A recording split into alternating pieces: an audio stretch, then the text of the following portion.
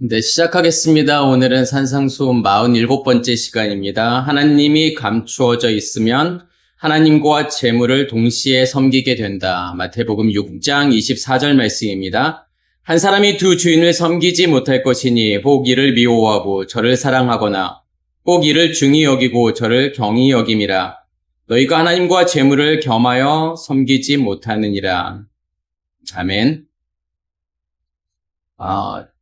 산상수훈의 모든 말씀은 우리가 이제 어떻게 복음의 관점으로 이해하느냐. 그러니까 그 전 시간에도 무엇에 대해서 말씀을 드렸냐면 금식에 대해서 말씀을 드렸고, 금식이라고 하는 것이 우리가 생각하는 것처럼 그러니까 밥을 굶고서 우리의 어떤 소원을 하나님께 아뢰는 그러한 문제가 아니라고 말씀을 드렸고, 이제 그러한 연장선상에서 이제 복음이 무엇인지를 좀 이해해야 되는 건데, 그러니까 금식이라고 하는 것은 한마디로 이야기하면 양식이 어디 안에 존재하고 있다라는 거냐면 우리 안에 양식이 존재하고 있기 때문에 밖에서의 양식은 멈춰진다라고 하는 거죠. 그래서 이스라엘 백성들이 광야에서 가나안 땅으로 들어가게 되면 무엇이 그치게 되냐면 만나가 그치게 되고, 만나가 그치는 이유는 가나안의 소산을 먹게 되기 때문에 만나가 그치게 되는 거죠. 그러니까 그걸 복음이라고 이야기하는 거고, 이제 지난 시간에 말씀을 이제 드렸던 내용들도 다 마찬가지예요. 우리의 보물이 어디에 있느냐? 우리의 보물을 땅에 쌓아놓지 말고 하늘에 쌓아놔야 된다. 이러한 표현들도 물질에 대해서 이야기하고 싶은 게 아니죠. 우리가 이 땅에서 헌금을 많이 해야만이 하늘에 보화가 쌓인다. 그러한 이야기가 아니라 과연 하나님이라고 하는 그 보화가 어디 안에 존재해야 되느냐. 우리의 겉사람 안에 존재하게 되면 땅에 감추어져 있는 보화가 될 수밖에 없는 거고, 결국은 그 보화는 반드시 드러나져야 된다라고 하는 거죠. 그리고 지난 시간에는 무엇에 대해서 말씀을 드렸냐면 우리의 눈이, 그러니까 눈은 몸의 등불이다. 이제 이렇게 말씀을 하면서 과연 눈이라고 하는 게 무엇이냐? 그러니까 눈이 성하다, 눈이 나쁘다라고 하는, 결국은 이 눈이라고 하는 것은 우리 안에 존재하고 있는 어떤 체계와 질서를 이야기하는 거고, 우리의 눈이 성하다라고 하는 것은 어떠한 체계로 내가 세상을 보고 있느냐, 하나님을 보고 있느냐의 문제겠죠. 하나님이 만들어지는 질서, 체계, 다시 말해서 그것을 생명나무라고 이야기하는 거고, 생명나무가 내 안에 존재하고 그것으로 내가 하나님을 경험하고 인식하게 되면 그것을 눈이 성하다라고 이야기하는 거죠. 그러니까 반대로 눈이 나쁘다라고 하는 것은 어떠한 의식의 체계로 살고 있을 때 눈이 나쁘다라고 이야기하는 거냐면, 선악의 지식의 체계 안에서 그 체계가 만들어 놓은 모든 것으로 내가 살게 되면 눈이 나쁘다라고 이야기하는 거고, 오늘 말씀에는 한 사람이 두 주인을 섬기지 못한다. 그럼 여기에서의 두 주인이라고 하는 것은 어떠한 주인을 이야기하는 거죠? 그 밑에 어떠한 말이 있냐면, 어떠한 단어가 있냐면 하나님이라고 하는 단어와 이제 재물이라고 하는 단어가 있죠. 그래서 결국은 하나님과 재물을 겸하여 섬기지 못한다라고 하는 거고, 그러면 중요한 건 뭐냐면 과연 여기에서 말하는 이 재물이라고 하는, 그러니까 맘모나스라는 단어를 쓰죠. 그러니까 헬라어로는요. 그럼 여기에서의 맘모나스라고 하는 이 재물의 정체는 뭐냐 이거예요. 우리가 생각하는 것처럼 돈, 물질, 과연 이것을 이야기하는 거냐. 그러니까 우리가 생각할 때 하나님과 어떤 재물, 돈을 겸하여 섬기지 못한다라고 우리는 생각할 수 있잖아요. 그래서 욕심을 내면 안 돼. 내가 가지고 있는 재산이라던가 이것을 욕심을 내면 안 되고, 이걸 하나님께 전부 드릴 수 있어야 돼. 둘 중에 하나야. 하나님을 섬기거나 아니면 돈. 이제 돈 그러면 우리는 무엇이라고 생각할 수 있냐면 이제 세상이라고 생각할 수 있죠. 그러니까 세상을 섬기거나 하나님을 섬기거나 둘 중에 하나를 선택해야 되지. 둘 다는 섬길 수 없어. 둘 다를 동시에 섬길 수는 없어. 이렇게 생각을 할 수 있겠지만 오늘 말씀은 그러한 문제가 아니에요. 그래서 오늘 말씀의 핵심은 뭐냐면 이 재물이라고 하는, 맘모나스라고 하는 이 단어를 어떻게 이해하고 있는지, 성경은 이 맘모나스라고 하는 단어를 어떻게 설명하고 있는지의 문제겠죠. 그래서 이 재물이라는 단어를 헬라어로는 이제 맘모나스라는 단어를 쓰고 우리가 맘몬신이라고 하는 게 있죠. 그러니까 맘몬신이라고 하는 것은 물질의 신이에요. 대표적인. 그러니까 갈대아, 시리아에 존재하고 있는 대표적인 물질과 풍요를 주는 신. 그래서 이제 맘몬신이라고 있는데 이 맘모나스가 어떻게 보면은 맘몬이라고 하는 이 신과 관련이 있다라고 하는 거죠. 그리고 히브리어로는 어떠한 단어를 쓰냐면 마트몬이라고 하는 단어를 써요. 그러면 이 마트몬이라고 하는 이 단어가 이제 물질이라는 부재산 어떤 소유 그리고 이 마트몬이라는 단어는 은밀한 곳을 이야기하는 거고 은밀한 곳에 숨겨져 있는 감추어져 있는 보화를 이야기할 때 이 마트몬이라는 단어를 써요. 그래서 이게 타만이라는 단어에서 온 건데 타만이라고 하는 단어가 감추어져 있다, 숨겨져 있다라는 의미예요. 그러면 여기에서의 재물이라고 하는 것은 결국은 감춰져 있는 어떠한 재물을 이야기할 때 이제 재물이라는 단어를 쓰고 구체적으로 이 단어가 어떠한 의미가 있는지를 제가 창세기 43장 23절에 나오는 본문을 통해서 좀 설명을 드리도록 하겠습니다. 창세기 43장의 내용은 어떠한 내용이냐면 제가 배경을 조금 설명을 한다 그러면 이제 요셉이 애굽 땅의 국무총리가 되지요. 그리고 가나안 땅에 야곱과 또 야곱의 아들들은 가나안 땅에 있는데 거기에 큰 흉년이 들어서 이제 그들이 어떠한 소문을 듣게 되냐면 애굽 땅에는 양식이 있다라는 소문을 듣고 이제 야곱이 아들들을 거기 애굽으로 보내게 되잖아요. 그래서 누구로부터 양식을 얻게 되는 거냐면 요셉으로부터 양식을 얻게 되죠. 그래서 그들은 자기의 그 국무총리가 요셉인 것을 모르는 상태에서 그 요셉으로부터 무엇을 얻게 되냐면 양식을 얻게 돼요. 그래서 요셉이 자루에다가 양식을 담아주게 되고 그 양식을 가지고 가는데 누구를 볼모로 삼게 되죠? 어떤 아들이요? 시므온이라는 아들을 볼모로 삼게 돼요. 이유는 뭐냐면 그들을 요셉이 무엇이라고 말하냐면 정탐꾼, 너희들 정탐꾼 아니냐? 우리 정탐꾼 아닙니다. 그러면서 이제 누구 이야기를 하게 되냐면 베냐민 이야기를 하게 되잖아요. 그래서 다른 아들은 죽었고 그래서 막내가 이제 베냐민인데 그러면 그 막내 베냐민을 데리고 와. 그러면 내가 믿어줄게. 그러면서 누구를 볼모로 잡게 되는 거냐면 시므온을 볼모로 잡게 되죠. 이제 그게 배경적인 내용들이고 창세기 43장 23절에는 그가 이르되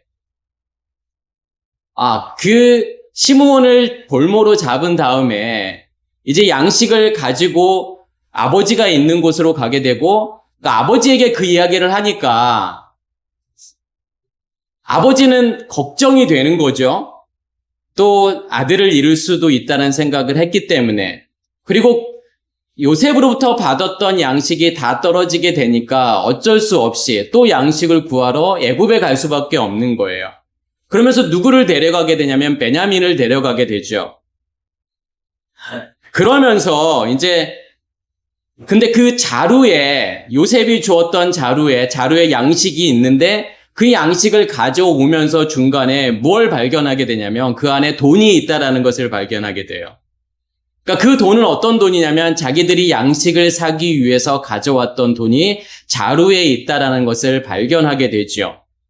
그리고 난 다음에 이제 다시 양식을 구하기 위해서 애굽으로 갔을 때 요셉에게 뭐라고 이야기하는 거냐면 당신이 양식을 줬는데 우리가 자루를 열어보니까 거기에 양식뿐만 아니라 재물도 같이 있었습니다. 라고 이야기를 하니까 23절에 지금 요셉이 뭐라고 이야기하는 거냐면 그가 이르되 너희는 안심하라 두려워하지 말라 너희 하나님 너희 아버지의 하나님이 재물을 너희 자루에 넣어 너희에게 주신 것이니라 너희의 돈은 내가 이미 받았느니라 하고 시므온을 그들에게 이끌어내고 요셉이 뭐라고 이야기하는 거냐면 안심하고 두려워하지 말라는 거예요.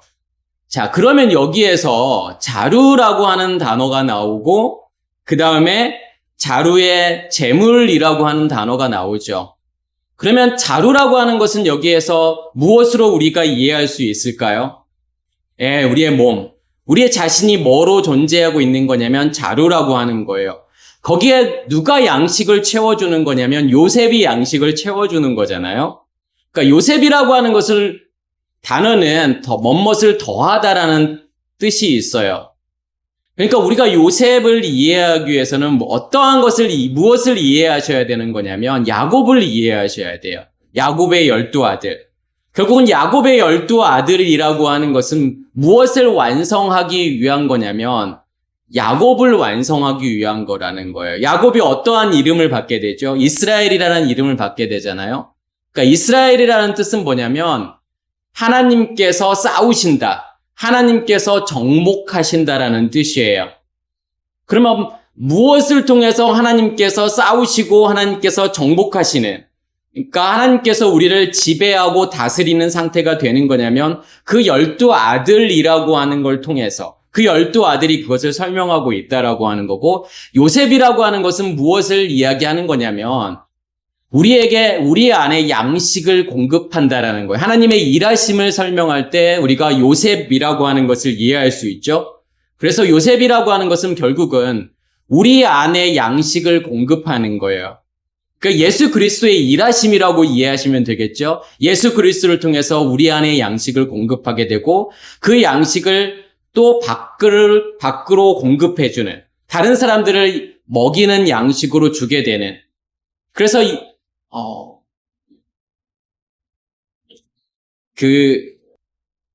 요셉이 총리가 되어서 애굽에 있는 사람들을 먹여 살리게 되잖아요. 그러니까 내 안에 있는 양식으로 나도 먹고 다른 사람들에게도 주는 것이 우리가 요셉이라고 생각하면 되는 거고, 그 자루 안에 양식이 존재한다라고 하는 것은 우리 안에 말씀이 존재한다라고 하는 거죠. 근데 그 말씀을 지금 무엇이라고 이야기하는 거냐면 자루 안에 무엇이 들어가 있는 거죠, 지금요? 돈이 들어가 있는 거잖아요. 이 돈이라고 하는 것은 캐세프라는 단어를 써요. 그러니까 성경에서의 이 캐세프라고 하는 것은 보통 이제 돈이라고도 번역을 하고, 원래는 은이라는 뜻이에요. 그래서 은을 돈으로 썼고, 또한 캐세프를 뭐라고 이야기할 수 있는 거냐면 속전이라고 이야기할 수 있어요. 그러니까 속전이라고 하는 것은 죗값을 지불하는 거잖아요. 그러면 누가 지금 속전을 우리에게 공급하는 거죠? 하나님 자신이요. 그러니까 요셉을 통해서 속전을 공급한다라고 하는, 이 돈을 공급한다라고 하는, 자루 안에 뭐가 들어가 있는 거냐면 양식도 들어가 있고 거기에 캐세프 돈도 들어가 있는 거예요. 그러면 우리에게 속전을 주시는 거는 결국은 죄 사함을 주신다라고 하는 것이고 또 죄 없이함을 주신다라고 하는 거예요. 무엇에 의해서 우리가 죄 없이함을 받는 거죠, 그러면요? 양식이 존재하고 있기 때문에. 그러니까 양식이 존재한다라고 하는 것은 우리 안에 하나님의 말씀이 존재한다라는 거고, 하나님의 말씀이 지성소로부터 나와서 그 말씀이 무엇으로 임하게 되는 거냐면 기름 부음으로 임하게 되어서 우리의 마음 땅에 등불이 꺼지지 않고 타게 되잖아요. 7 등불이 꺼지지 않게 타게 됨을 통해서 어떠한 일들이 일어나는 거죠? 그 불이 꺼지지 않고 타야만이 우리 안에 존재하고 있는 선악의 지식의 체계를 하나님께서 다 태워 없애시는 거예요. 그것을 지금 속죄라고 이야기를 하는 거죠. 죄 없이함이라고 이야기하는 거고, 그것을 성경은 회개라고 이야기하는 거고, 그것을 성경은 기도라고 이야기하는 거예요. 그래서 회개라고 하는 것은 우리의 죄를 없애는 거잖아요. 그래서 회개라고 하는 것은 아무나 할 수 있는 게 아니라는 거죠. 누구나 할 수 있는 게 아니라는 거예요. 우리가 알고 있는 고해성사식 그런 회개는 아무나 할 수 있는 거예요. 누구나 할 수 있는 거예요. 그렇지만 성경이 말하는 회개는 아무나 할 수 있는 게 아니죠. 어떠한 사람만이 할 수 있는 거죠. 내 안에 양식이 존재하는 사람만이 할 수 있는 거고, 우리의 마음 땅에 불이 타고 있는 사람만이 회개할 수 있다라고 하는 거예요. 그러한 일들이 우리 안에서 이루어져야만이 우리 안에서 어떠한 일들이 일어나는 거냐면 속죄라고 하는 것이 우리 안에서 이루어진다라고 하는 거죠. 그래서 하나님 자신이 뭐가 되는 거예요? 돈은 누가 가져오죠? 형제들이 가져오잖아요. 야곱의 아들들이 가져오잖아요. 그렇지만 내가 가지고 있는 이 재물로, 이 돈으로 뭘 살 수 없다라고 하는 거죠. 양식을 살 수 없다라는 거고 절대로 속전으로 쓸 수 없다라고 하는 거예요. 그러면 양식은 누가 공급하는 거죠? 하나님께서 직접 양식을 우리에게 공급하시는 거고 그 양식에 의해서 우리 안에 죄사함이 이루어지는 것, 죄 없이함이 이루어지게 된다라는 거죠. 그러면 그 속전도 누가 지불하시는 거죠? 하나님께서 하시겠다라는 거예요. 내 열심과 노력으로 속전을 지불할 수 없다라는 거예요. 죄값을 우리의 열심과 노력으로 지불할 수 있을까요? 불가능하잖아요. 그래서 구원이라고 하는 것은 100% 하나님의 은혜라고 하는 것이 하나님께서 양식을 주어서 그 양식이 무엇이 되게 만드는 거냐면 속전이 되게 만든다라는 거고 그것을 지금 무엇이라고 이야기하는 거냐면 재물이라고 이야기하는 거고 결국은 이 재물이라고 하는 것은 어떠한 의미가 있는 거죠? 속전의 의미가 있는 거잖아요.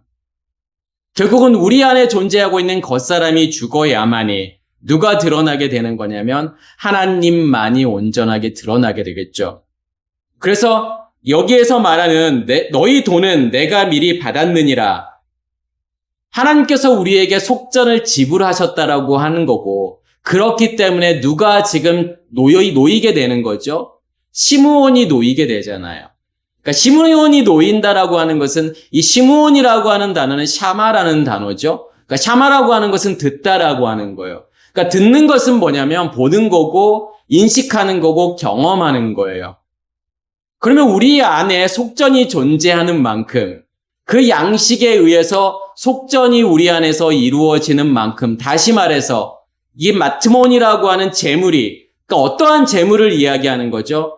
하나님만이 드러나는 그래서 우리의 겉사람이 죽은 만큼 누가 드러나게 되어 있는 거냐면 하나님만이 드러나게 되어 있는 거고 그러면 내가 그만큼 하나님을 내가 인식하고 경험하게 되는 거예요. 하나님을 듣게 되는 거죠.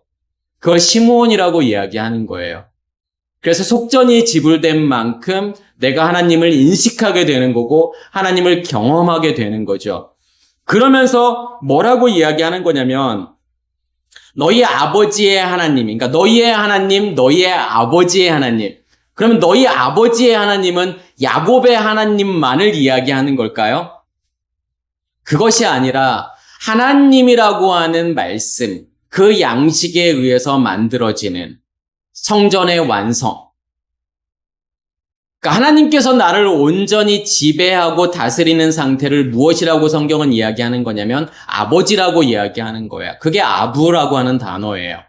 그럼 여기에서 말하는 너희의 아버지의 하나님이라고 하는 뜻은 결국은 우리 안에서 속죄가 이루어지게 되고 내가 하나님을 온전히 경험하게 되었을 때 그 하나님은 나에게 어떠한 하나님이냐면 아버지로 존재하는 하나님이고 나의 하나님이라고 말할 수 있다라는 거예요. 그래서 처음에 그가 이르되 너희는 안심하라 두려워하지 말라. 그러니까 안심하라고 하는 단어가 샬롬이라고 하는 단어예요. 그러니까 샬롬이라고 하는 것은 평안이라는 뜻이죠. 평화라고 하는 뜻인 거고 결국은 평화라고 하는 것은 싸움이 그쳤다라고 하는 거죠. 무엇과 무엇의 싸움이 그쳤을 때 우리가 샬롬이라고 할 수 있는 거냐면 우리의 속사람과 겉사람의 전쟁. 그러면 속사람으로 겉사람을 이긴 만큼 우리 안에서 뭐가 이루어지게 되는 거죠? 샬롬이 이루어지게 되는 거예요. 그 샬롬이 우리 안에서 이루어졌을 때 우리는 두려움이 없어지게 돼요. 우리가 두려워하는 이유가 뭐죠? 왜 우리가 두려워하죠? 샬롬이 이루어지지 않았으니까 두려워하는 거고 샬롬이 이루어지지 않았다라는 것은 무엇이 존재하고 있기 때문에요. 겉사람이 존재하고 있다라는 거죠. 겉사람이 우리 안에서 크면 클수록 겉사람이라는 존재가 크면 클수록 우리 안에 뭐가 커지게 되는 거냐면 두려움이 커지게 된다라는 거예요. 내가 겉사람으로 산다라고 하는 것은 보여지는 것으로 살게 되는 것이 겉사람으로 살게 되는 거죠. 그래서 이 세상을 살면서 우리가 왜 두려워하는 걸까요? 선악의 지식의 체계로 살고 있기 때문에 보여지는 것이 진짜라고 생각하고 있기 때문에 그것을 우리는 소유해야 된다라고 생각을 하는 거예요. 보여지는 모든 것들. 그게 뭐 물질이 될 수도 있고, 그게 자식이 될 수도 있고, 명예가 될 수도 있고, 뭐 다른 여러 가지가 될 수 있겠죠. 그게 전부라고 생각하기 때문에, 그 겉사람으로 존재하는 것이 전부라고 생각하기 때문에 두려움이 있는 거예요. 과학에서도 뭐라고 이야기하는 거냐면 보여지는 것은 진짜가 아니라고 이야기하죠. 보여지는 것은요. 누가 만들어 놓은 세상이라고 이야기하는 거죠. 누가 보정해 놓은 세상인 거죠. 과학에서는 우리의 뇌가 보정해 놓은 세상을 살고 있다라고 이야기하는 거예요. 1.3kg 되는 그 뇌가 만들어 놓은 그 세상을 우리는 살고 있기 때문에 우리에게 끊임없이 무엇이 있을 수밖에 없는 거냐면 두려움이 있을 수밖에 없다라는 거예요. 왜냐하면 우리는 보여지는 것에 의미를 두고 살기 때문에. 그렇지만 우리의 속사람으로 겉사람을 이기는 샬롬이 우리 안에 이루어지게 되면 무엇이 사라지고 없어지게 되냐면 두려움이 사라지고 없어지게 돼요. 그 말은 뭐냐면 내가 가치 있다고 생각하는, 내가 소중하다고 생각하는 것들이 아무것도 아님을 알게 돼요. 무가치함을 알게 되는 거예요. 그리고 누구만이 가치 있는 상태가 되는 거냐면 하나님만이 가치 있는 상태가 되고 하나님만이 의미 있는 상태가 되는 거기 때문에 보여지는 모든 것에 의해서 우리가 살아가지 않는다라는 거예요. 그렇기 때문에 우리 안에 샬롬이 이루어지는 만큼 무엇이 사라지게 되는 거냐면 두려움이 사라지게 된다라는 거예요. 그래서 어떠한 재물이 우리 안에 존재하고 있느냐? 하나님만으로 이루어진 그 재물이 우리 안에 존재하고 있느냐? 아니면 겉사람으로 만들어져 있는 재물이 우리 안에 존재하고 있느냐? 그것을 지금 성경은 이야기하고 있는 거죠. 우리 안에, 우리의 몸이라고 하는 이 자루 안에 양식으로 가득 차 있어야 되는 거고 하나님께서 주시는 케세프, 속전으로 가득 채워져 있어야 된다라고 하는 거죠. 그래야만이 그 재물이 온전히 누구의 것이 되는 거냐면 하나님의 것이 된다라고 하는 거죠. 제가 여기에서 오늘 본문 말씀에서 마태복음 6장 24절에서 이 재물이라는 단어가 마모나스라는 단어를 쓴다라고 말씀을 드렸죠. 이 마모나스라는 단어는 성경에서 4번밖에 안 나오는 단어예요. 오늘 본문에 한 번 나오고 나머지 3번은 어디에 쓰여지는 거냐면 누가복음 16장에 그러니까 불의한 재물로 친구를 사귀라 할 때 거기에서 이제 재물이라는 단어가 이제 3번 쓰여지게 되죠. 그러니까 성경에는 어떠한 부라던가 아니면 재산이라던가 아니면 물질이라던가 재물이라던가 이러한 단어들이 되게 많이 나오잖아요. 근데 다 같은 단어를 쓰는 게 아니에요. 정말 많은 히브리어 단어, 헬라어 단어들이 쓰여져요. 그러면 우리는 그 단어가 어떠한 의미가 있는지를 보셔야 되겠죠. 그래서 오늘 본문 말씀을 사실은 이해하기 위해서는 어떠한 본문의 말씀을 이해하셔야 되는 거냐면 누가복음 16장의 말씀을 이해하셔야 돼요. 그래서 누가복음 16장에 나오는 그 재물이라고 하는 것이 어떠한 의미가 있는지를 알게 되면 오늘 본문 말씀을 이해할 수밖에 없게 되겠죠. 그럼 우리가 누가복음 이제 16장을 이해하기 위해서는 어떠한 말씀을 조금 생각을 해 보셔야 되냐면 누가복음 15장 말씀을 이해하셔야 돼요. 왜냐하면 예수께서 지금 누가복음의 15장에 나오는 비유 3개를 말씀하시고 연결해서 누가복음 16장에는 어떠한 비유가 나오죠? 우리가 알고 있는 청지기 비유, 불의한 청지기 비유가 나오잖아요. 그러니까 불의한 청지기 비유를 제대로 이해하기 위해서는 누가복음 15장에 나오는 3가지의 비유를 이해하셔야 되는데 어떠한 비유들이 나오죠? 잃었다가 찾은 비유가 3개가 나오잖아요. 첫 번째는 잃었다 찾은 양, 두 번째는 잃었다 찾은 드라크마, 세 번째는 잃었다 찾은 아들이라고 하는 걸 통해서 사실 우리가 복음이라고 하는 게 무엇인지를 설명하고 있는 게 누가복음 15장의 3가지 비유이고 이 3가지 비유는 따로따로가 아니라 하나로 우리가 이해하셔야 되는, 하나의 흐름으로 이해하셔야 돼요. 그러면 제가 이 세 가지 비유는 결국은 무엇을 설명하고 싶은 거냐면 살인과 간음과 도둑질이라고 하는 거. 이제 그게 무슨 의미가 있는지를 설명하는 거고, 우리가 살인과 간음과 도둑질이라고 하는 것을 어떠한 좀 관점으로 우리가 이제 제가 설명을 드렸냐면 아브라함과 이삭과 야곱. 그러니까 아브라함이라고 하는 것은 살인의 문제를 설명하고 싶은 거고, 이삭을 통해서는 간음의 문제를 설명하고 싶은 거고, 야곱이라고 하는 걸 통해서는 도둑질의 문제가 무엇인지를 설명하고 싶다라는 거죠. 그러니까 우리가 십계명을 이해할 때도 가장 핵심적인 내용이 뭐냐면 살인과 간음과 도둑질을 어떻게 이해하느냐. 그래서 살인과 간음과 도둑질이 해결이 된 것을 무엇이라고 이야기하는 거냐면 네 번째 계명의 샤바트라고 이야기하는 거고, 그 샤바트를 다른 말로 무엇이라고 설명할 수 있는 거냐면 부모를 공경하라. 이렇게 설명할 수 있다라고 하는 거죠. 첫 번째, 잃었다 찾은 양의 비유. 그러니까 잃었다 찾았다라고 하는 것은 뭘 이야기하는 거죠?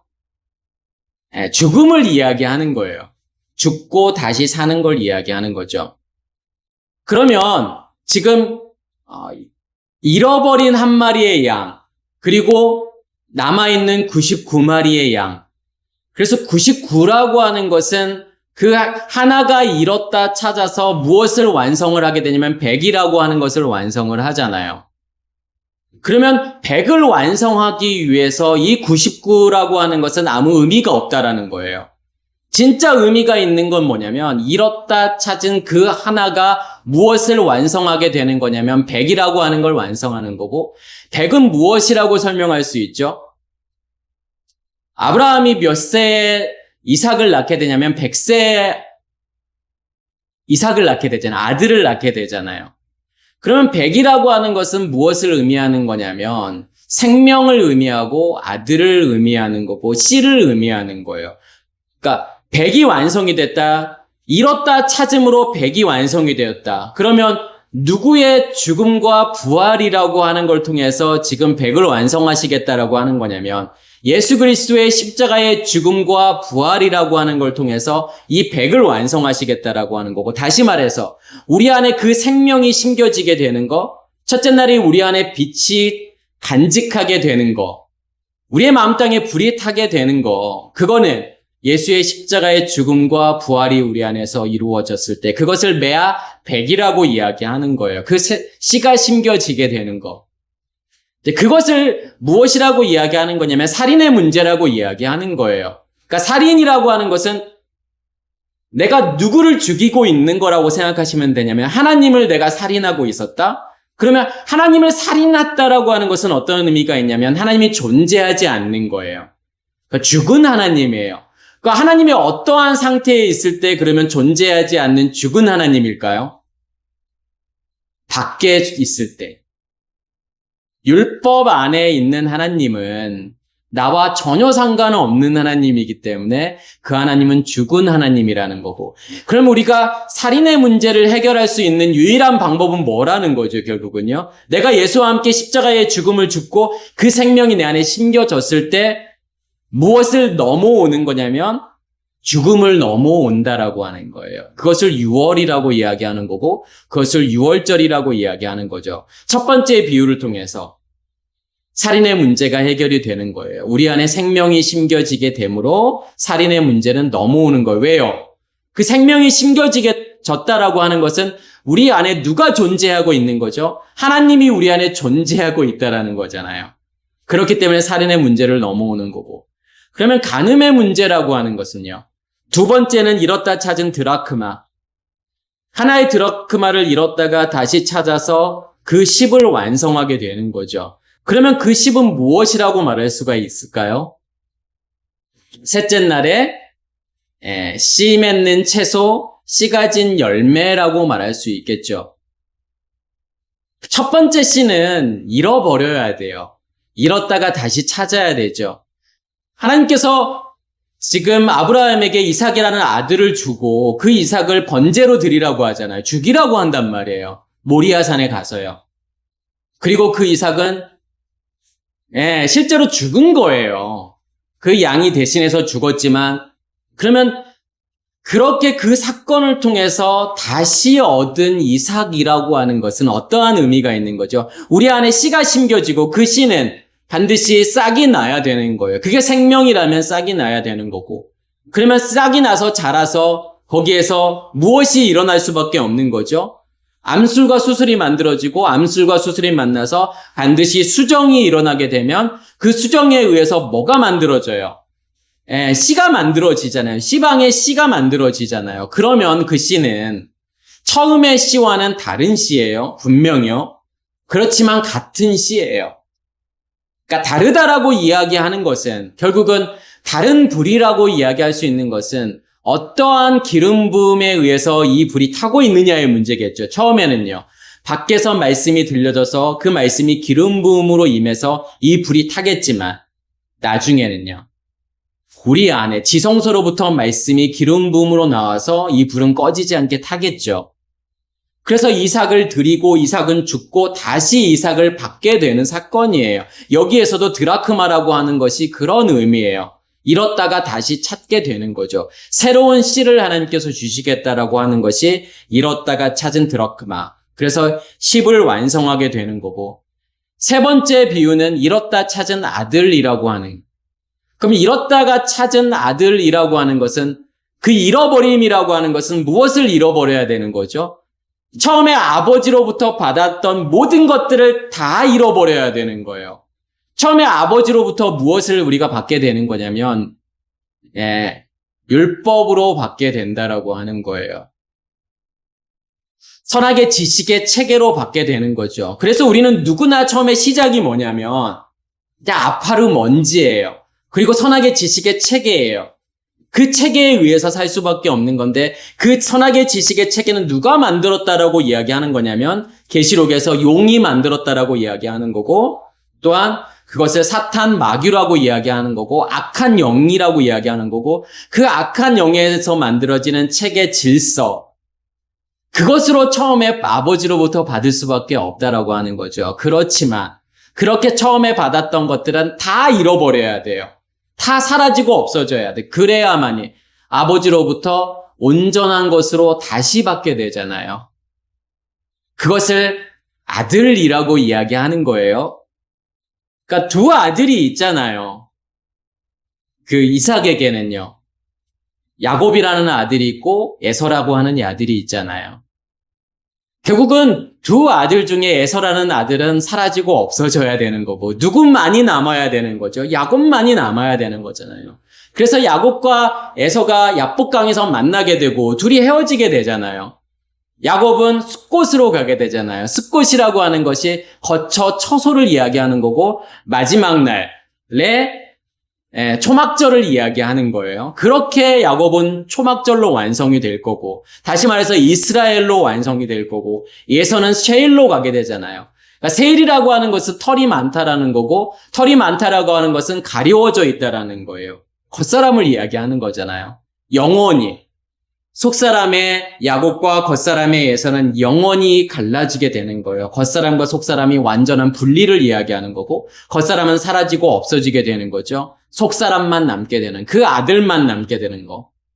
그 아들로 하나님께서 주신 것으로 다시 만들어지는 그 아들. 그러면 그 아들은 어떠한 아들인 거냐면 여섯째 날에 자카르와 네케바의 그리스도와의 온전히 연합된 그 아들. 그 아들을 무엇이라고 이야기하는 거냐면 샤바트라고 이야기하는 거죠. 그리고 또한 이스라엘이라고 이야기하는 거예요. 이스라엘이라고 하는 단어는 사라라고 하는 단어와 엘이라고 하는 단어가 합쳐진 건데 사라라고 하는 것은 뭐냐면 싸우다라는 뜻이고 다스리다 정복하다라는 뜻이 있고 엘 그러면 하나님이에요. 하나님에 의해서 싸우게 되는 거고 무엇과 싸움을 싸우게 되는 거죠? 우리의 겉사람과요. 그래서 우리의 겉사람을 완전히 사라지고 없어지는 정복하는 다스리는 그러한 상태가 이스라엘이라고 하는 거고 결국은 이스라엘이라고 하는 그 아들을 완성하겠다라고 하는 거죠. 그러한 의미에서 우리가 누가복음 16장에 나오는 어떠한 부자가 있고 그 부자에 누가 있죠? 부자는 누구를 가지고 있는 거죠? 청지기를 가지고 있잖아요. 그렇다면 내가 진짜 부자라고 하는 것은 성경에서 어떤 부자를 이야기하는 거죠? 하나님의 것으로 충만히 있는 상태, 하나님의 말씀으로 그 양식으로 내 안에 충만한 상태를 성경에서는 부자라고 이야기하는 거고, 정말 너희가 부자야? 그러니까 부자라고 하는 것은 결국은 그 아들로 존재하고 있느냐의 문제겠죠. 잃었다가 찾은 그 아들, 그 이스라엘로 우리가 존재하게 되면 성경은 그것을 부자라고 이야기하는 거고, 부자라고 한다면 당연히 줄 수밖에 없다라고 하는 거예요. 그러면서 또한 제자들에게 이르시되 어떠한 부자에게 청지기가 있는데 그가 주인의 소유를 낭비한다는 말이 그 주인에게 들린지라. 그러니까 부자라고 하는 것과 청지기라고 하는 것을 우리가 따로따로가 아니라 좀 같이 이해하시면 되겠죠. 진짜 부자라면 청지기의 역할을 해야 된다라고 하는 거예요. 그러면서 청지기가 주인의 소유를 낭비한다 이렇게 표현하는 거. 그러면 어떠한 상태가 주인의 소유를 낭비하는 상태일까요? 주지 못하는 상태예요. 내 안에 있는 것을 다른 사람들에게 넘겨주지 못하는 상태를 지금 성경은 뭐라고 이야기하는 거냐면 주인의 소유를 낭비한다라고 이야기하는 거예요. 그러면서 주인에게 빚진 자들이를 일일이 불러다가, 여기서 이제 빚진 자들이라고 단어가 나오잖아요. 어떤 사람들이 정말 빚진 자들일까요? 주인에게요. 무엇을 간직한 자들이요? 생명을 간직한 자들. 첫째 날에 빛이 내 안에 간직한 자들. 하나님께 빚진 자들이잖아요. 우리의 마음 땅에 일곱 등불이 타고 있는 사람들에게 내가 정말 부자라며 청지기라면 무엇을 공급해야 되는 거냐면 양식을 공급해야 되는 거예요. 어떠한 양식을요? 말씀이 기름 부음으로 임해서 그 기름을 넘겨주는 거죠. 그래야만이 그 사람의 마음 땅에 불이 꺼지지 않고 계속 타게 되겠죠. 그러니까 성경은 그것을 뭐라고 이야기하는 거냐면 그것을 부자라고 이야기하는 거예요. 그러면서 내가 내게 이르노니 불의의 재물로 친구를 사기라. 그리하면 그 재물이 없어질 때에 그들이 너희를 영주할 처소로 영접하리라. 지금 그러니까 청지기가 어떠한 역할을 하게 되죠?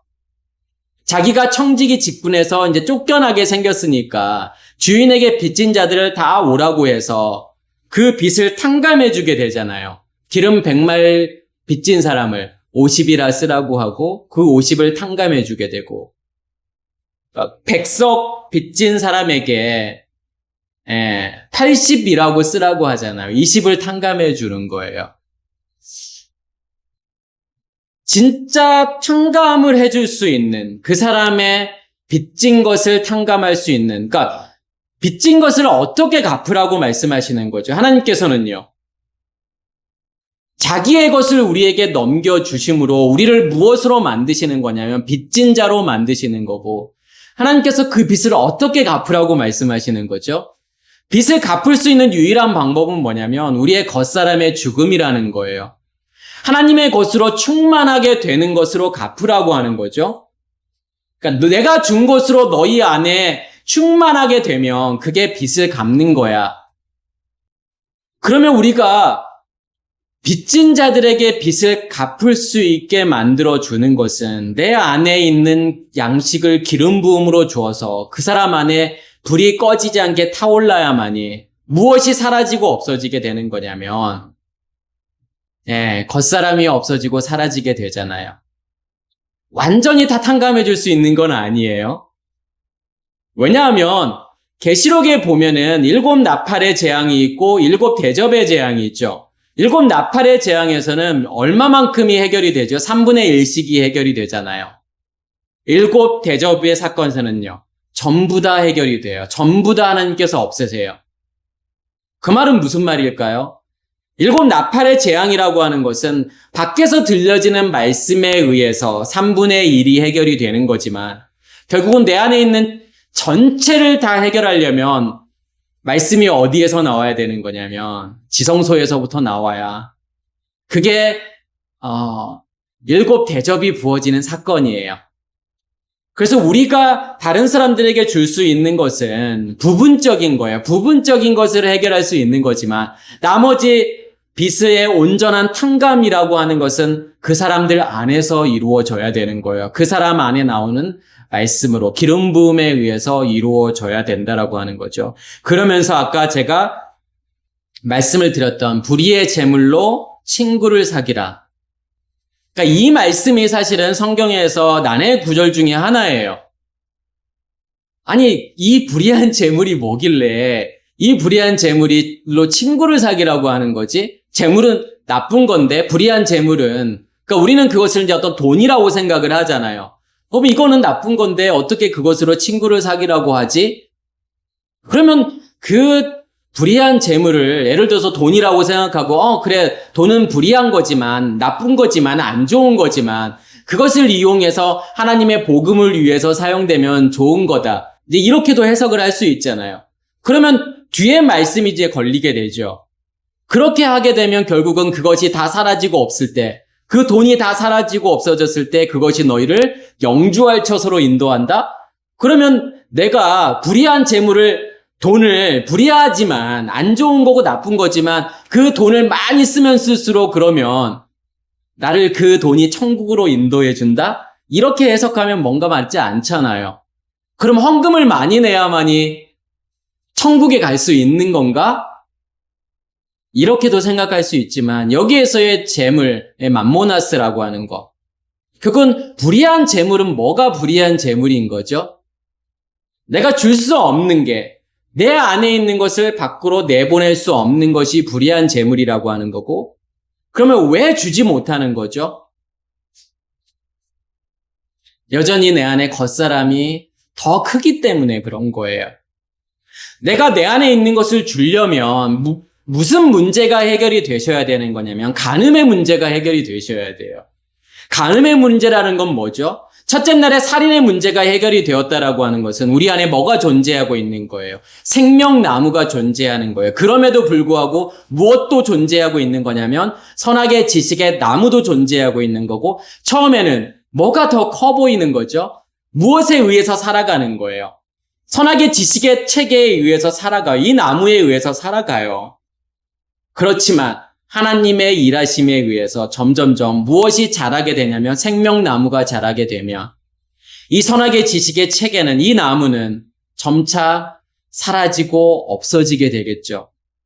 그러면 내가 무엇에 의해서 살아가게 되는 거냐면 생명나무에 의해서 살아가게 되는 거. 그것을 간음의 문제가 해결이 되었다라고 이야기하는 거예요. 그런 사람만이, 내 안에 존재하고 있는 씨 가진 열매라고 하는 것이 선명하고 분명한 사람만이 넷째 날에 무엇으로 존재하고 있는 거냐면 광명체들로 존재하고 있는 거고, 그 사람만이 내 안에 있는 것을 줄 수 있다라고 하는 거예요.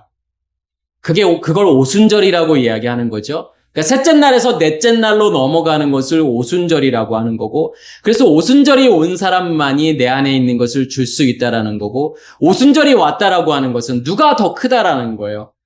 선악의 지식의 나무보다 생명나무가 더 크다라는 거예요. 하나님의 존재가 더 크다라는 거예요. 주지 못하는 건요, 여전히 내 안에 선악의 지식의 나무가 더 크다라는 거예요. 그것을 불의한 재물이라고 이야기하는 거죠. 재물은요, 하나님이지만, 그 보화는, 그 재물은 하나님이지만 무엇에 의해서 감싸져 있는 거죠? 겉사람으로요. 그래서 하나님이 드러나지 못하는 거예요. 하나님이 여전히 비밀로 존재하게 되면 그 하나님을 드러내고 싶어도 드러내지 못하기 때문에 그 하나님은 무엇으로 존재할 수밖에 없는 거냐면 불의한 재물로 존재할 수밖에 없는 거고, 그러면 그 불의한 재물로 친구를 사귀라 그러면 이 불의한 재물이 뭐가 됐다라고 하는 거예요? 씨 가진 열매로 존재한다라는 거예요. 광명체들로 존재한다라는 거예요. 하나님이 더 이상 비밀이 아니라는 거예요. 그러면 그걸로 친구를 만들라. 그러면 그 친구는 뭐라고 이야기할 수 있는 거죠? 어떠한 친구들이요? 빛을 간직한 사람들이요. 그 생명을 간직한 사람들이요. 그걸 무엇이라고 이야기하는 거죠? 그 친구들을요? 넷째 날에 별들이라고 이야기하는 거예요. 빛들이라고 이야기하는 거죠. 그래서 제가 그 빛들의 모임을 뭐라고 이야기하는 거냐면 에클레시아, 그것을 교회라고 이야기하는 거고, 교회라고 하는 단어는 한마디로 말하면 빛들의 모임, 이렇게 말할 수 있어요. 그러니까 빛을 간직한 사람들의 모임을 에클레시아라고 하는 거고 교회라고 하는 거지, 그냥 사람들이 모였다고 해서 그것을 교회라고 말하지 않는다라는 거예요. 그러면 정말 하나님께서 말씀하시는 그 빛들의 모임인지 그렇지 않은지를 좀 보실 수 있으셔야 되겠죠. 그래서 불의한 제물로 친구를 사귀라고 하는 것은 결국은 처음에는 하나님이라는 존재가 불의한 제물로 존재할 수밖에 없지만 점차 우리의 겉사람이 죽게 되고 선악의 지식의 체계가 사라지게 되면 하나님만이 드러나게 되는 거고, 그 하나님만이 드러나게 되었을 때 그 하나님을 전할 수밖에 없는 거고, 그것을 친구를 만든다, 친구를 사귄다, 친구를 만든다 이야기를 하는 거고, 그리하면 그 재물이 없어졌을 때 어떠한 상태요? 그 재물을 둘러싸고 있는 겉사람이 사라지고 없어졌을 때 그들이 너희를 영주할 처소로 영접하리라. 그 영주할 처소는 결국은요, 하나님의 나라잖아요. 우리 안에서 그 재물이 사라지고 없어질수록, 우리의 겉사람이 사라지고 없어질수록 하나님의 나라는 내 안에서 더 확장해 나아가겠죠. 지금 말씀에서 그걸 이야기하고 싶은 거예요. 그러면서 지극히 작은 것에 충성된 자는 큰 것에도 충성되고 지극히 작은 것에 불의한 자는 큰 것에도 불의하니라. 그럼 여기에서의 충성되다라고 하는 이 단어가 피스토스라는 단어를 쓰는데, 이 피스토스라고 하는 단어가 신뢰할 만한, 믿음이 있는 이고, 이 단어가 이제 피스티스에서 온 단어인데 피스티스라고 하는 것은 믿음이라고 하는 거예요. 여기서 충성이라고 번역한 단어는 다 믿음이라고 하는 단어예요. 그럼 여기에서 지극히 작은 것에 충성된다라고 하는, 그러면 이 지극히 작은 것은 뭘 이야기하는 거죠? 내 안에 간직되어져 있는 겨자씨요, 생명이요. 그러면 그 지극히 작은 것에 충성된다라고 하는 것은 그 씨가 생명이로 나오게 되죠. 싹이 나오게 되잖아요. 드러나게 됐다라는 거예요. 그 생명이 드러난다라는 거죠. 그것을 뭐라고 이야기하는 거냐면 성경에서는 믿음이라고 이야기하는 거예요. 그러면 그렇게 작은 것에 충성됐다라고 하는 것은 결국은 내 안에 씨가 심겨지게 되고, 아까 제가 말씀을 드렸던 것처럼 누가복음 15장에 나오는 그 백을 완성하는 그 생명이 내 안에서 심겨지게 되는 거고, 거기에서 싹이 나오는 거, 그게 작은 것에 충성된 자가 큰 것에도 충성된다라고 하는 것은 뭐죠? 결국은 누구만이 드러나는 거예요. 큰 것이라고 하는 것은요, 처음에는 씨에서 싹이 나오게 되고 이제 그 씨는 없어지게 되고 새로운 씨가 만들어지고, 그 새로운 씨가 무엇으로 만들어지는 거냐면 씨 가진 열매로 만들어지는 거예요. 그러면 씨 가진 열매라고 하는 것은 씨의 확장이라고 보셔야 되죠. 그것을 지금 성경은 큰 것에도 충성된다라고 이야기하는 거예요. 그래서 작은 것에 충성된 자, 씨가 싹이 났구나. 그 자는 반드시 어떻게 될 수밖에 없다라는 거죠. 큰 것에 충성될 수밖에 없다. 당연히 씨 가진 열매가 나올 수밖에 없다. 그렇게 만들어질 수밖에 없다. 그래서 지극히 작은 것에 불의한 자는 큰 것에도 불의하니라. 같은 이야기인 거예요. 그래서 우리가 이 불의한 청지기 비유라고 하는 걸 통해서, 그러니까 누가복음에만 나오는 비유잖아요. 그러니까 누가복음 15장에 나오는 세 가지 비유, 누가복음 16장에 나오는 불의한 청지기 비유, 그 다음에 나오는 부자와 나사로 비유도 마찬가지로 누가복음에만 나오는 비유예요. 누가복음의 핵심은 뭐냐면 누가 부자냐 이거예요. 너 진짜 부자야? 그러니까 부자라고 하는 것은 하나님만이 간직되어져 있는, 하나님으로 충만한 상태를 성경은 부자라고 이야기하는 거고, 너가 부자면은 청지기가 되어서 다른 사람들에게 너 안에 있는 것을 줄 수밖에 없어. 그게 진짜 부자야. 줄 수 없으면 부자 아니라는 거예요. 그래서 그 다음에 나오는 부자와 나사로, 그러니까 나사로라고 하는 것은 도움이라고 하는 거죠. 이 나사로는 누구의 도움을 받아야 되는 거냐면 부자의 도움을 받아야 되는 거예요. 도움을 받나요? 못 받나요? 못 받는 거잖아요. 그러면 너 진짜 부자 아니야. 그걸 이야기하고 싶은 거죠. 진짜 부자가 누군지를 이야기하고 싶은 것이 누가복음이에요. 그래서 제가 마태, 마가, 누가, 요한은 어떠한 순서를 가지고 있다라고 하는 거고 어떤 복음이라고 하는 것이 무엇인지를 설명해 주고 있다라고 하는 거죠. 그래서 마태복음은 출애굽이라고 하는 것에 포커스를 맞춰져 있고 마가복음은 광야, 누가복음은 광야에서 하나님의 것으로 충만하게 있는 상태, 씨 가진 열매로 충만한 상태, 그리고 요단을 건너서 거기에서 가나안 칠족들과 싸우는 그것을 보여주는 것이 누가복음이라고 하는 거예요. 그래서 누가복음의 포인트는 뭐냐면 부자라고 하는, 누가 진짜 부자냐? 하나님의 것으로 채워져 있지 않으면 너희들 부자 아니야. 너희들 가난한 자야 라고 하는 것을 설명하고 싶은 거예요. 그래서 하나님의 것이 감추어져 있으면 불의한 재물이라고 이야기하는 거죠. 그러면서 우리가 조금 더 생각을 해본다 그러면 마태복음 25장에 나오는 내용도 마찬가지예요. 달란트 비유.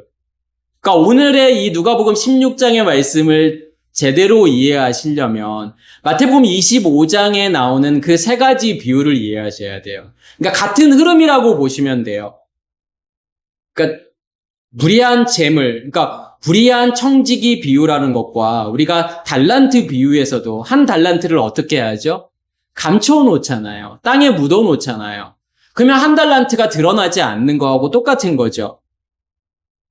그 앞에 어떠한 비유가 나오냐면 열처녀의 비유가 나오고 그다음에 달란트의 비유가 나오고 양과 염소의 비유가 나오잖아요. 이것도 마찬가지로 아까 누가복음 15장에서 제가 말씀을 드렸던 것처럼 하나의 흐름으로 이해를 하셔야 돼요. 열처녀의 비유에서도 말하고 싶은 게 뭘까요? 그러니까 어떤 분이 저에게 그런 질문을 하시더라고요. 열처녀의 비유에서 지혜로운 다섯 처녀, 미련한 다섯 처녀가 나오는데 그러면 그 미련한 다섯 처녀는 구원을 못 받는 건가요? 그 지혜로운 다섯 처녀만 구원을 받는 건가요? 이제 이렇게 질문을 하시는데 미련한 다섯 처녀와 지혜로운 다섯 처녀는 따로 존재하는 게 아니라는 거예요. 우리의 시작은 뭐라는 거죠? 미련한 다섯 처녀인 거예요. 그러니까 믿음의 길을 간다라고 하는 것은 뭐냐면 처음부터 지혜로운 다섯 처녀일 수가 없는 거고 미련한 다섯 처녀일 수밖에 없는 거예요. 그러니까 미련하다라고 하는 이 단어는 어디에서 유래된 거냐면 미스테리온, 비밀이라는 거예요. 감춰져 있는 거. 그러면 누가 감춰져 있는 거죠? 하나님이 감춰져 있는 상태가 미련한 다섯 처녀라고 이야기하는 거예요. 그러면 어떠한 상태? 그러니까 지혜로운 다섯 처녀, 미련한 다섯 처녀 둘 다 뭘 가지고 있죠? 기름을 가지고 있잖아요. 지혜로운 다섯 처녀만 기름을 가지고 있고 미련한 다섯 처녀는 기름을 안 가지고 있는 게 아니에요. 둘 다 가지고 있어요. 둘 다 등도 있어요. 불도 가지고 있어요. 차이점은 뭐냐면 미련한 다섯 처녀는 그 기름 부음이 밖에서 이루어지는 거예요. 만나를 먹고 있다라고 보시면 돼요. 그렇기 때문에 하나님이 분명히 드러나지 않는 거예요. 그래서 신랑을 맞을 수 있는 기름이 아니라고 하는 것, 다시 말해서 신랑이라고 하는 그리스도라는 존재가 선명하게 드러나지 않았을 때 이걸 미련한 다섯 처녀라고 이야기하는 거고 우리는 처음에는 미련한 다섯 처녀일 수밖에 없는 거예요. 누구는 미련한 다섯 처녀, 누구는 지혜로운 다섯 처녀가 아니에요. 그렇게 나눌 수 있는 게 아니라 처음에는 만나를 먹을 수밖에 없잖아요. 그렇지만 그 다음에는 땅의 소산을 먹게 되잖아요. 그 땅의 소산을 먹어야만이 내 안에서 나오는 말씀이 나와야만이 그 말씀이 기름 부음으로 임해야만이 하나님이 더 선명하고 분명하게 드러나지는 것. 그것을 지혜로운 다섯 처녀라고 이야기하는 거예요. 그래서 지혜롭다라고 하는 이 단어가 프로니모스라는 단어를 쓰는데 이 프로니모스라는 단어는 지각이 있는, 생각이 있는, 현명한, 지혜로운이라는 뜻이 있는 거고 이 단어가 프렌이라는 단어인데 프렌이라는 단어는 이해, 생각이에요. 그리고 고삐를 매다예요. 그러니까 고삐를 매다는 것은 어디에 내가 묶여져 있느냐의 문제겠죠. 어디에 우리의 고삐가 묶여져 있어야 되는 거죠. 그리스도께요.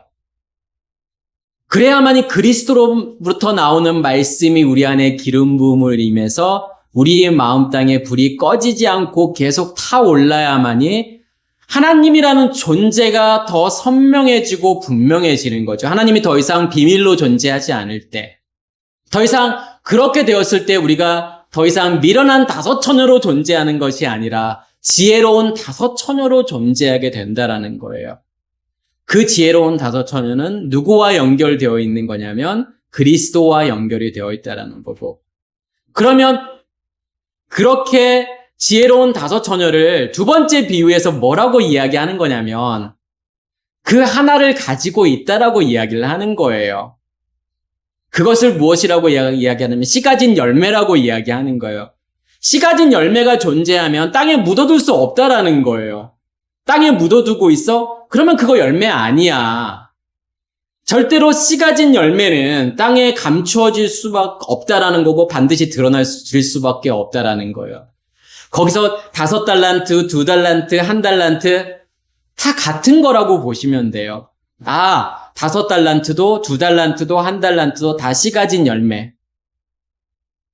반드시 그 하나가 있으면 그 씨 가진 열매가 존재하고 있으면 내가 광명체들이라는 거고 그러면 세상을 향해서 빛을 비출 수밖에 없다라는 거예요.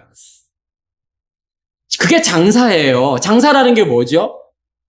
내 안에 있는 것을 다른 사람들에게 주고 어떠한 이득을 받는 거죠? 하나님의 것으로 충만해지게 되잖아요. 주면 줄수록 충만해지는 거. 성경은 그것을 지금 장사라고 이야기를 하는 거예요. 그래서 5달란트 받은 자가 장사해서 결국은 뭘 완성하는 거죠? 5달란트로 5달란트를 만들어서 10을 만들잖아요. 그것을 그 1달란트 받은 사람의 1달란트를 받는 거죠. 하나를 완성한다라는 뜻이에요. 그래서 그 하나가 내 안에 존재하고 있어? 그러면 숨겨둘 수 없다라는 거예요. 땅에 감춰둘 수 없다. 절대로 감춰둘 수 없다. 불가능하다라는 거예요. 반드시 장사를 할 수밖에 없고 남길 수밖에 없다라는 거죠. 그리고 세 번째 비유가 뭐냐면 양과 염소의 비유잖아요.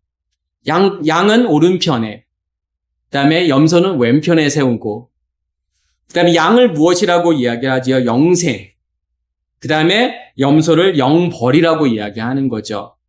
영생을 소유할 자들, 오른편에 있는 자들.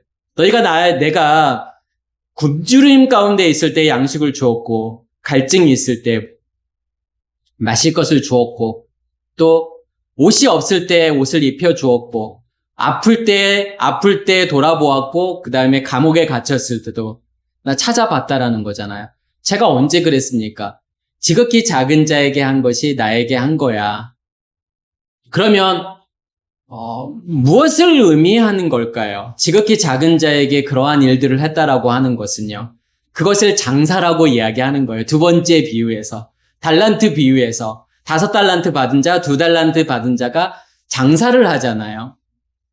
그 장사를 하는 것이 뭐냐면 세 번째 비유에서 양이라고 이야기하는 거예요. 없는 자들에게 내 안에 있는 양식을 주는 거잖아요. 그러면 왼편에 있는 자들에게는요. 너희가 나 배고플 때 양식 주지 않았고 갈증 날 때 마실 물도 마실 거 주지 않았고 옷도 주지 않았고 내가 아플 때 내가 병들었을 때 내가 감옥에 있을 때 너희가 날 찾아보지 않았잖아. 예. 제가 언제 그랬습니까? 지극히 작은 자에게 하지 않은 것이 나에게 하지 않은 거야 라고 말씀을 하시잖아요. 그걸 통해서도 같은 이야기를 하고 있는 거죠. 내 안에 있으면 그러한 일들이 일어날 수밖에 없다라는 거예요. 마태복음 25장에는 왜 예수께서 그러한 비유를 말씀을 하시죠? 24장에서 어떠한 내용을 말하고 있어요? 제자들이요. 주의 임하심과 마지막 때의 징조가 무엇입니까? 라는 대답. 그 대답을 예수께서 지금 그 마태복음 25장에 나오는 세 가지 비유로 말씀을 하시는 거잖아요. 그러면 주의 임하심과 마지막 때의 증거가 뭐예요? 그게 열천의 비유잖아요. 내 안에서 말씀이 나오고 있잖아요. 내 안에 말씀이 기름 부음으로 임하고 있는 것이 주의 임하심이라고 하는 거예요. 그게요. 주의 임하심이 있어야만이, 그리스도의 임하심이 있어야만이, 그 신랑이 내 안에 존재해야만이 어떠한 일들이 일어나게 되는 거냐면 세상의 끝이라고 하는 게 오게 된다라는 거. 그러면 세상의 끝은 뭘 이야기하는 거죠? 어떠한 세상이요? 우리의 겉사람이라고 하는 그 세상이 사라지고 없어지는 끝이 온다라고 하는 거예요. 그럼 뭘 해야 되는 거죠?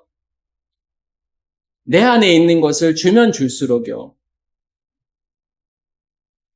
그러면 하나님께서 뭘 드러내세요? 내 안에 감추어져 있는 것들을 드러내시기 시작해요. 그러면 감추어져 있는 것들이 드러난 만큼 무엇으로 채우게 되죠? 하나님의 것으로 채우게 되잖아요. 그러면 하나님의 것으로 내 안에서 더 풍성해지고 더 충만하게 되면 될수록 무엇이 오게 되는 거냐면 세상의 끝이라고 하는, 우리의 겉사람의 죽음이라고 하는 것이 따라올 수밖에 없다라는 거예요. 그게 예수께서 제자들에게 말씀하시고 싶은 주의 임하심과 그리스도의 임하심과 세상의 끝의 징조라고 하는 거고, 정말 우리 안에 그러한 일들이 일어나고 있느냐 이거겠죠. 문제는요. 정말 우리 안에서 살인의 문제가 해결이 되었는지, 간음의 문제가 해결이 되었는지, 도둑질의 문제가 해결이 되었는지를 보라는 거잖아요. 그것을 확증할 수 있어야 되는 거죠. 증거는 밖에서 보여지는 어떠한 증거가를 말하는 게 아니에요. 전쟁이 많이 일어나고, 세상에 막 지진이 일어나고, 기근이 일어나고, 요즘에는 재해들이 많이 일어나잖아요. 홍수 같은 것도 많이 일어나고, 옛날에 비해서요. 그럼 우리는 무슨 생각을 하게 되죠? 이게 이제 주님께서 오실 날이 얼마 안 남았나? 이렇게 생각을 할 수 있잖아요. 마지막 날의 징조는요, 절대로 밖에서 일어나지 않아요. 어디에서 일어나게 되는 거냐면 우리 안에서 일어나요. 그러면 마지막 날의 징조를 보고 싶으신 분들은 밖에 있는 어떤 자연 현상, 자연 재해를 보지 마시고 우리 안을 보셔야 돼요. 정말 하나님께서 말씀하시는 이 세 가지 비유가, 열처녀의 비유와 또 달란트의 비유와 양과 염소의 비유가 실제로 내 안에서 일어나고 있는지를 보셔야 돼. 그것으로 확증하라고 하는 거예요. 그게 너에게 증거가 될 거야.